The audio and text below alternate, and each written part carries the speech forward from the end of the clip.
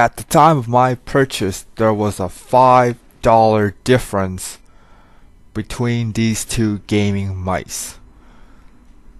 The Logitech being $5 more. And of course, which one did I pick overall? Find out more. This is RioGeon, and welcome to the RioGeon channel.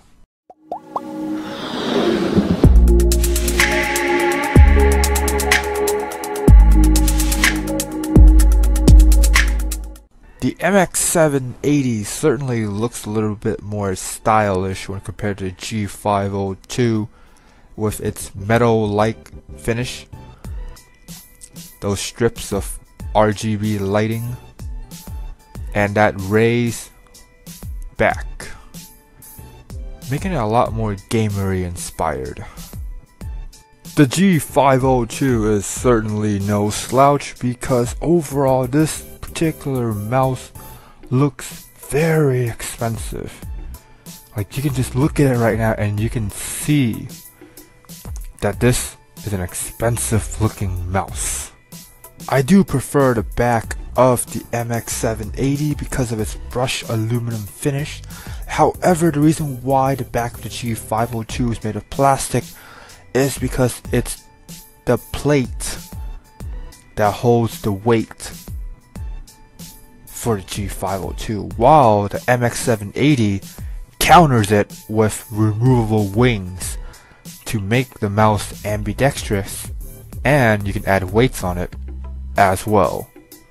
The MX780 does come with braided cables and gold-plated USB tips, while Logitech follows with braided cables, but sadly it's silver tip USB. The G502 is certainly built for palm grip user, and personally I would prefer palm grip over claw grip. The MX780 is designed for claw grip users, and personally I do not enjoy this particular form. I much rather have palm grip mouses or mice. The MX780 definitely edges out in terms of lighting spectacle. As you can see here, the different lighting zones of the MX780 makes it very attractive. But the G502 does not fall that much behind because you do get an extra zone of lighting if you were to switch the DPI settings a lot. If not, then all you have is that glowing G.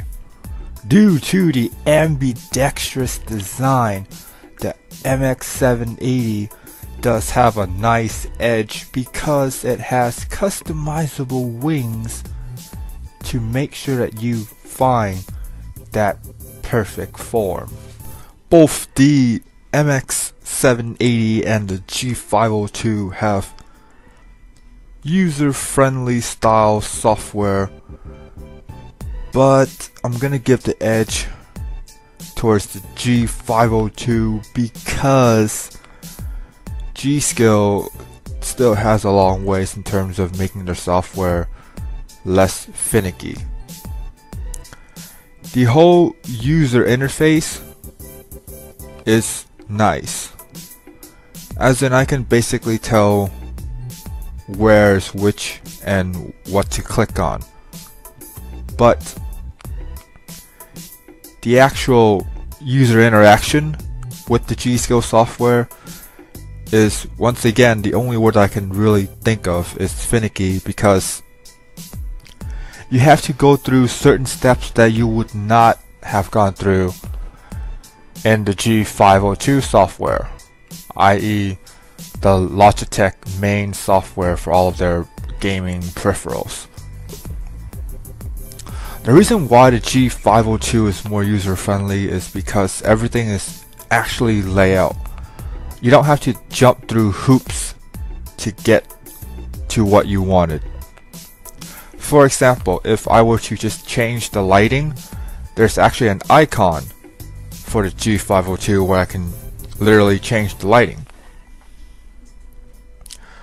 But the G502 is now without fault as well, because with the lighting, there isn't a background lighting feature. Now this is where the G.Skill edges out Logitech, because in order to have background lighting for your Logitech, you need to just turn off the breathing feature in order for the light to keep still. Now for the G.Skill, there's actually is a background option, which is fantastic. And another point that I really like about the G.Skill software is that, see how in the profile it says profile 68 or 60 something, while the G502 or Logitech only had 3 different profiles, which I guess you can say that it's a little bit overkill to have 60 something profiles, but it's just the little things that makes it very nice to have. And speaking of the little things, the MX780 edges out with different lighting zones more than the G502. This is where the MX780 really shines because there is more lighting zone to sort of show off what your mouse is capable of in terms of the wow factor. But under the hood, that's when the G502 will edge out the MX780, because under the hood, the G502 is a much more well-built mouse. And this is something you can feel. Not just see, but feel. You can just feel that the G502 is more well-built. And notice once again that the software for the MX780 is once again finicky, because it seems like you have a lot of options at a glance, but in fact you need to jump through hoops in order for you to do the things that you actually wanted to do. And overall, I'm gonna have to once again give the edge towards the G502. Overall, I have to give the G502 the edge because of the build quality, the feel. It's a lot more heavier, it feels much more planted, and as you guys can see, I do not move or twitch as much with the G502 as I did with the MX780. The MX780 just feels too light. With the addition of weight, it still feels too light for my taste. And once again, I like to point out the overall quality of the two mice. The G502 just knocks it, makes a sweet home run with the overall build quality. It's something that's really difficult to describe or to actually show in video, but it's something that you must try out.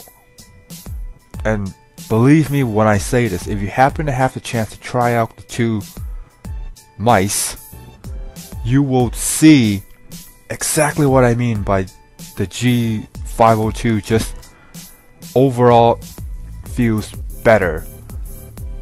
The only downside is that the RGB could have been more to it instead of just the G and the DPI settings and the silver tip USB. But besides those, really, to be honest, those are minor flaws, and overall the G502 is just a more complete package. Let it go.